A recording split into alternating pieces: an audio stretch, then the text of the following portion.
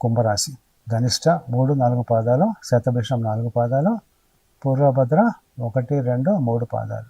కుంభరాశి వాళ్ళకి ఏంటంటే ఇవాటి నుంచి శని బాధలు 90% తగ్గిపోయినట్టే, అంటే ఇంకా 10% ఉంటాయి.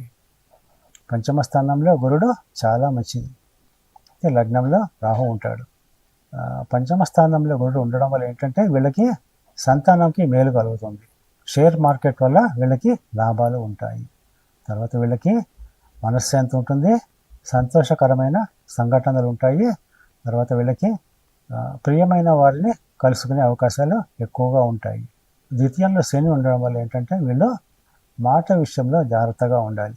వీరి మాటల వల్ల అకారణ వైరం వచ్చే అవకాశం ఉంది. తర్వాత అకాల భోజనం ఉంటుంది. అయితే ద్వితీయంలో శని ఉండడం వల్ల ఏంటంటే కుటుంబంలో ఎవరికైనా అనారోగ్యం చేసే అవకాశాలు ఉన్నాయి. అయితే కుంభరాశి వాళ్ళకి ఏలినాటి శని ఇంకా 10% ఉంది. అంటే 2027 జూలై తోటి వీళ్ళకి ఏలినాటి శని సమాప్తం అయిపోతుంది. వీళ్ళైతే హనుమాన్ చాలీసా చదవడం మంచిది.